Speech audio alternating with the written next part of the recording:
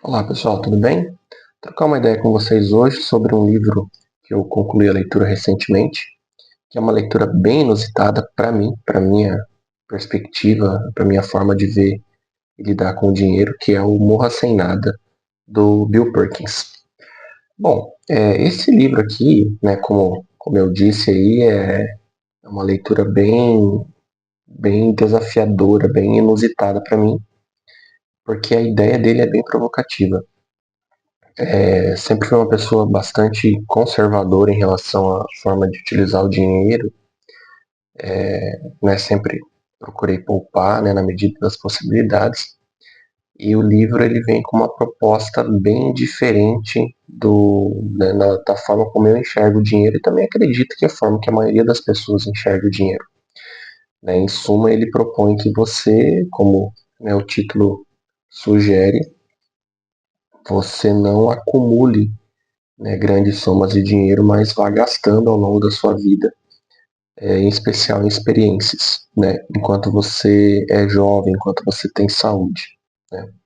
Então eu vou explorar alguns detalhes adicionais aqui, mas de fato é uma leitura bem provocativa, bem fora da casinha, né, pelo menos para mim, imagino também para grande parte, né, das pessoas. Bom, também acho que é importante mencionar, tem essa percepção e para mim se aplica totalmente, não sei quanto a vocês aí, mas eu acredito que os anos iniciais da vida, né, de uma pessoa, eles são determinantes para moldar a forma como essa pessoa vai lidar com o dinheiro ao longo de toda a vida dela. Então, se a pessoa viveu, por exemplo, uma infância com abundância de recursos, ela vai gastar de forma abundante, né, ao longo da vida, ou pelo menos sem tanto peso, né, na consciência. Se a gente pegar, por exemplo, pessoas mais velhas um pouco, que viveram um período de inflação muito elevado, principalmente aqui no Brasil, não raro você vê essas pessoas, né, comprando grandes quantidades de alguma coisa quando vão no mercado, até estocando mercadorias, etc., em função, né, dessa vivência dela do período inflacionário. É uma pessoa que teve, né, escassez de recursos, ela, enfim, vai gastar, né, de maneira mais parcimoniosa, etc. Então, eu penso que isso é bem importante. Não é tratado no livro, não tem nenhuma reflexão nesse sentido, mas, pelo menos na minha experiência, na minha realidade, esse é um fator bem importante. Que, de novo, né, não é tratado no livro, fica aqui só a título de provocação mesmo. Porque, de fato, se você vem de uma infância ou, né, de uma vida, né, ao longo da sua vida, com poucos recursos, etc., então eu acho um tanto quanto difícil você adotar essa filosofia aqui, mas, né, não é impossível, é só mesmo, né, uma trava adicional ali. Mas vamos avançar. E a proposta do livro é bem nesse sentido, né, de você não ficar acumulando recursos, mas de fato gastar o dinheiro para viver ao máximo, né? Então a proposta do autor é muito nesse sentido. E claro, às vezes alguém pode, né, questionar no sentido de, olha, poxa, mas o livro é bem irresponsável, né? Então o autor propõe que você seja irresponsável. Não, na verdade ele não propõe isso. Ele reforça em vários momentos, né, que você não deve gastar o teu recurso com irresponsabilidade, mas eu penso na dificuldade da vida da maioria das pessoas, né? Pelo menos na realidade da maioria dos brasileiros é meio utópico você adotar uma filosofia de vida dessa quando você tem que trabalhar basicamente para pagar as contas e com muito esforço conseguir fazer uma poupança pequena, né? Então, enfim, para nossa economia aqui, para nossa realidade é bastante distante, né? E, né, também, se a gente for pegar lá né, a, a fábula da cigarra e da formiga do Êxopo lá, você, né, tem um indivíduo que só descansa e vive a vida, que é a cigarra, enquanto o outro se mata de trabalhar, que é a formiga. Segundo o autor, ele propõe um meio termo, né, um meio termo entre essas duas figuras, entre a cigarra e a formiga. O que, assim, em tese, faz todo sentido, né, se a gente for avaliar. E, de novo, o objetivo do autor com o livro, né, a tese, é que você use seu dinheiro para maximizar a felicidade, né, por meio de experiências de vida. E não simplesmente você fazer o acúmulo de capital sem propósito. É claro que para quem superou aquela fase de trabalhar para pagar as contas, faz todo sentido, né? Mas a gente sabe que não é a realidade da imensa maioria das pessoas, pelo menos não no Brasil. E o questionamento do autor, óbvio, ele é americano, então, né, a realidade dele é diferente da nossa, mas ele se preocupa ou se questiona com a ideia das pessoas passarem a vida acumulando dinheiro, mas não ter um propósito, né? E de fato, né, para a maioria das pessoas faz todo sentido o questionamento. Se você tem muito capital, mas não tem um propósito ou não utiliza ele para gerar experiências ou, né, pequenos momentos ali de felicidade com a sua família e tal, de fato, fica o questionamento, né? Mas, de novo, não é a realidade da maioria das pessoas, pelo menos na minha percepção, né? Porque se a gente for pensar, né, uma pessoa que passa a vida inteira acumulando tal, não faz uma viagem, né, não, enfim, não tem uma experiência, nada, só acumula o capital para quando eu me aposentar eu vou gastar. Mas, assim, é contraintuitivo, né, se você for pensar, porque, né, você vai, enfim, já vai ter pouca saúde, às vezes até o companheiro, a companheira já, enfim, não vai estar mais junto, os filhos já cresceram, vão ter a vida deles, então não faz muito sentido mesmo, né, estritamente essa filosofia de você acumular, acumular, acumular para gastar na aposentadoria. Então, de certa maneira, eu concordo que à medida, né, das suas possibilidades, que você já vá antecipando um pouco esses gastos, se você consegue formar uma poupança, para gerar essas experiências, que eu acho que de fato seria o ideal, é o mais legal, né, enquanto você é mais jovem, né, os filhos ainda estão na sua casa, então faz todo sentido, né. Óbvio que a gente sabe que não é a realidade da maioria das pessoas, né. E isso, enfim, né, desde uma viagem, um jantar, um momento que seja ali com a pessoa que você gosta, né, já entraria no conceito, né, de você ter experiências e né, gastar bem o seu dinheiro. Mas daí a questão que fica é a seguinte: será que isso aqui funciona para todo mundo? Né, enfim, para a média das pessoas? Daí eu já, enfim, entendo que não, né? A primeira limitação óbvia é que a maioria das pessoas vive só para pagar as contas, né?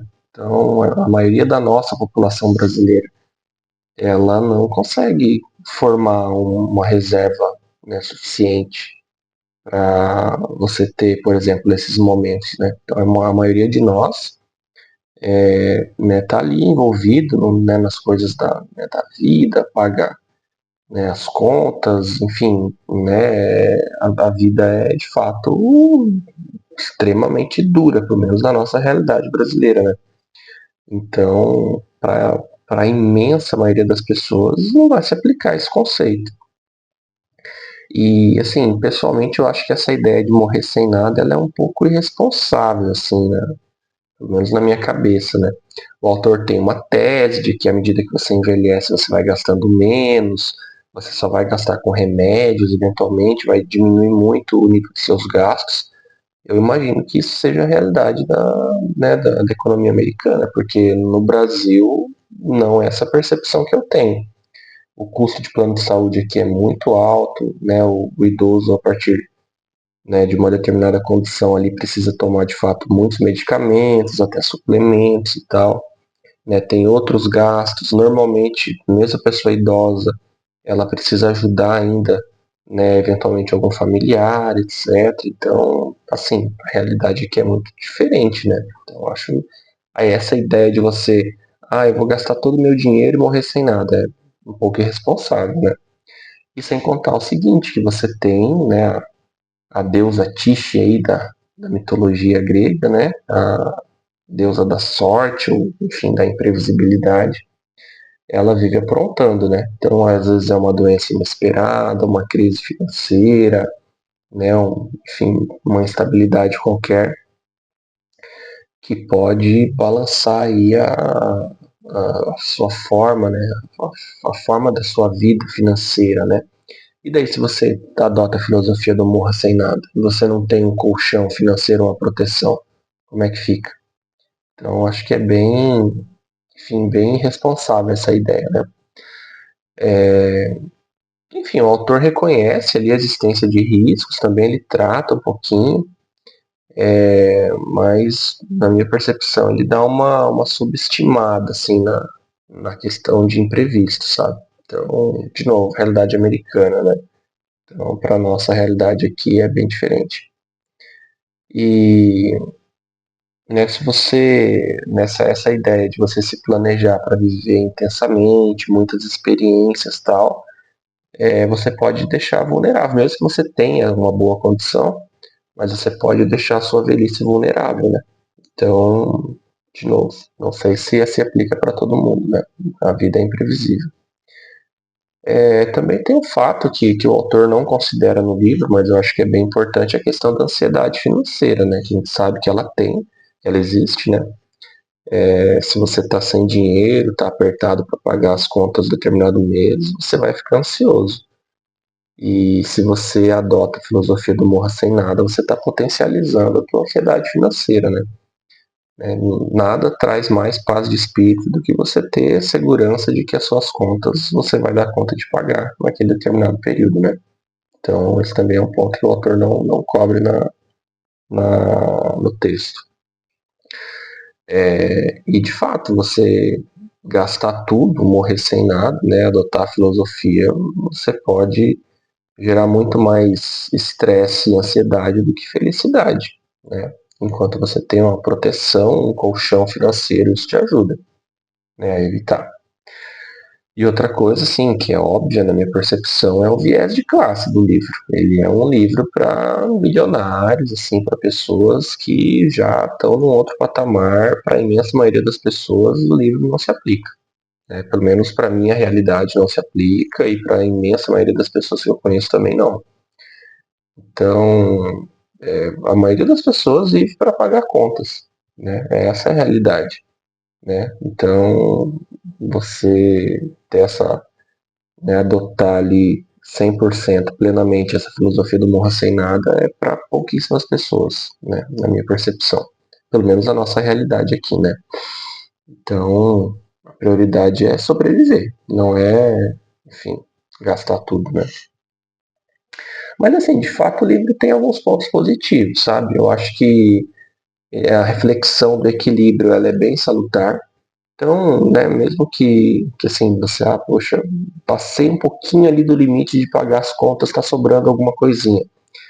Em vez de ficar só acumulando pelo acumular, né, depois que você formou uma reserva financeira, né, razoável, uma reserva de emergência e tal, e está começando a montar um patrimônio, eu penso que fazer algumas pequenas concessões, um jantar de vez em quando, uma viagem por ano, que seja pelo menos, eu acho que é um equilíbrio válido, assim, sabe? Acho que só o acúmulo pelo acúmulo, de fato, ele é irracional.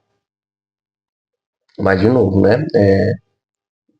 Mesmo para você chegar num nível desse, com algum nível de gasto, você precisa ter passado aquela barreira inicial do pagar suas contas, né? Que é, enfim, é o que trava a imensa maioria das pessoas. A questão de aproveitar a vida enquanto você tem saúde também eu acho que é extremamente válida, né? Você vai ficando mais velho, fica sem energia, né? Enfim, uma série de problemas ali, comorbidades, né? Então faz todo sentido nesses termos, né? E você ficar acumulando dinheiro para aposentadoria e para gastar na aposentadoria de fato não faz sentido, porque você vai estar velho, a saúde decai bastante, né? Os filhos já não estão mais em casa, então, enfim, faz sentido que você vá fazendo, né, desde que atinja esse nível, né, possa vá fazendo ali pequenas concessões ao longo da vida. E também um ponto legal que eu acho que vale a pena ressaltar do livro é assim, o autor ele fala muito em experiências, ele não trata a questão de compre bens, compre carro, comprar casa, não sei o quê. Nesse sentido eu concordo totalmente. Tem vários estudos que relatam que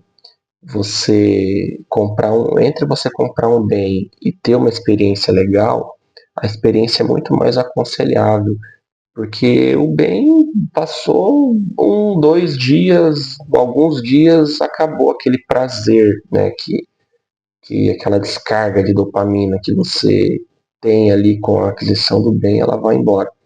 Enquanto que a experiência você sempre vai poder conversar sobre ela com a pessoa que compartilhou com você, vai gerar memórias, né? Então, principalmente se você tem filhos, né? Então, de fato, acho que a questão do investimento em experiência faz todo sentido. E, né, essa coisa de adquirir bens, né, pelo menos nesse ponto, assim, acho que o autor foi bem feliz na colocação. E assim, e também ele, né, o livro cita que, olha, você tem que investir esse dinheiro nos momentos certos, né? Então, quando ele vai realmente trazer valor, né, vai fazer um investimento em experiências, né?